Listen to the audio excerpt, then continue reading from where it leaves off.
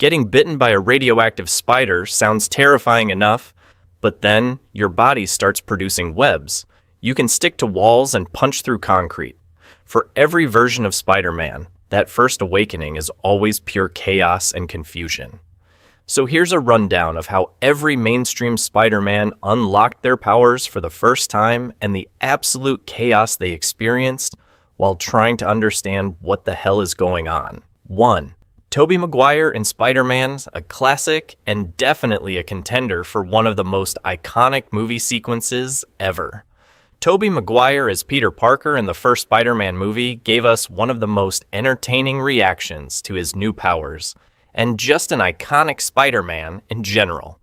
What started out as a strange spider bite while visiting the genetics lab in Columbia University quickly turned into a moment of surprise and quiet shock as Peter realizes that something is deeply wrong with him. The usually shy and nervous student finds himself moving in ways that should be impossible. Peter first triggers his powers when Mary Jane almost slips on the cafeteria floor. Saving his crush from a dramatic fall, Peter rushes in, grabbing Mary Jane like a knight in shining armor and saving her food tray from total collapse. But things quickly escalate from here on out. Peter notices a strange web emerging from his wrist, which is incredibly sticky and downright a hazard. The web ends up getting stuck to a food tray, forcing Peter to violently jerk back his hand, only to cause the tray to smash into Flash, the school bully. What follows is Peter showcasing his new powers without even understanding what's going on. Time slows down for him, and he can see everything in great detail. The movements of his bullies become slow and predictable, allowing Peter to dodge them effortlessly. The entire school gathers around to see this spectacle because the nerdy Peter Parker is actually standing up for himself. But what makes this scene so funny is that Peter himself is completely clueless the entire time, even when he somersaults into the air and violently punches his bully, flinging him across the hallway. Peter has no idea why any of this is happening. Confused by what just occurred inside the school, Peter finds a quiet alleyway where he notices small hooks coming out his fingers.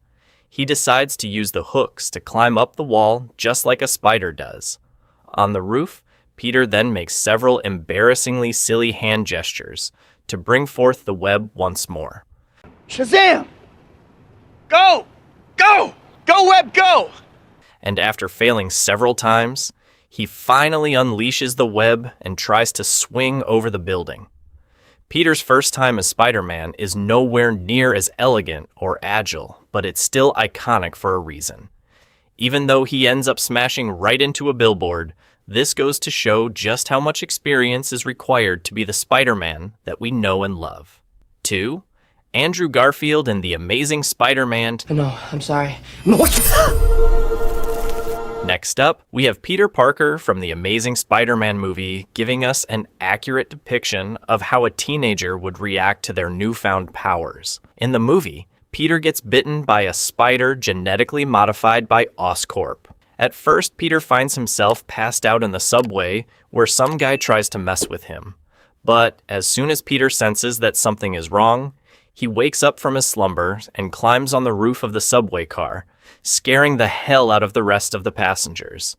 This sequence is hilarious because every action just leads to more misunderstandings. Peter tries to help out a woman in distress, but his hand gets stuck to her shirt. When he forcefully pulls his hand back, the woman's shirt comes off as well. This is exactly the type of madness that would ensue if you could manipulate the attraction between your body and the objects that you are touching. The misunderstanding causes a bunch of men to teach Peter a lesson, but they just end up fighting an incredibly apologetic kid. Later on, Peter returns home where he continues to terrify Aunt May and Uncle Ben with his odd behavior. They believe that the young boy is perhaps on drugs as he rummages through the fridge as if he hasn't eaten for years. When Peter heads to his room, his mind just spiels and he notices a piece of string emerging from the back of his neck. It really feels like this Peter is going through a second, more dangerous puberty. He smashes his alarm clock into pieces, completely empties out his toothpaste with one squeeze, and breaks his sink just by touching it lightly. Peter becomes wary of his own touch and tries to navigate the house like he's walking on eggshells. Since this version of Peter Parker is actually a genius, he goes on to figure out his condition by going over research left behind by his father and consulting with Doctors Connors. Definitely a more level-headed approach instead of jumping right into web slinging.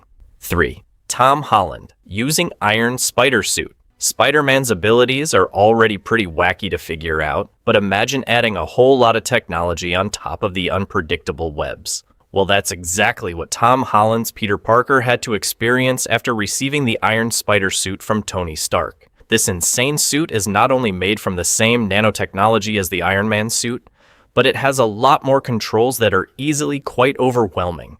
From retractable metallic spider arms to the ability to fly, Peter had to figure out a lot with this one. Tony Stark gives Peter this suit when they rescue Doctor Strange from Maw's spaceship in Infinity War. On the verge of passing out due to a lack of oxygen in space, Tony Stark suits up Peter in the spider suit in the hopes of sending him back home safely. But according to Peter's own words, the suit is quite intuitive. And this suit is ridiculously intuitive, by the way. Instead of everything being very touch and go, Peter dives right into the mechanics of the suit. Later on, he makes use of the suit's metallic arms to stop Doctor Strange from getting sucked into the side of the spaceship and thrown out into space. Every new ability is a complete surprise for Peter, but instead of backing down, he only amps it right up. The suit becomes like a second skin for him, and he manages to master it all the while taking down the bad guys. 4. Miles Morales from Spider-Verse. Out of all the versions of Spider-Man, Miles Morales is definitely the most unique. Not only because of the art style of the Spider-Verse, but also Miles is actually one of 2 Spider-Men in his world. So, it's all the more hilarious when he exhibits the same signs as his favorite hero, but fails to notice them sooner. After getting bitten by yet another radioactive spider, Miles wakes up and believes that he has finally hit puberty. His pants no longer fit him, the voice in his head is louder, the world feels fast and slow at the same time. Things only get more awkward when Miles runs into Gwen, the new girl that he actually has an interest in. Miles fumbles in front of Gwen because he can't stop sweating. He doesn't understand why his body is reacting in such a strange way, but puberty is the only thing that makes sense. All hell then breaks loose when Miles tries to touch Gwen's shoulder, only to get his hand stuck to her hair. The absolutely sticky nature of Spider-Man's abilities are really well captured in this scene, because Miles is basically a walking, talking glue trap. The only way he manages to free himself from Gwen is by getting her hair cut. But then the young Spider-Man continues to trip, fall, and stick over everything. While running away from security, he locks himself in a room, climbs all over the walls and ceilings. He somehow makes it outside of the building and ends up sticking to the walls.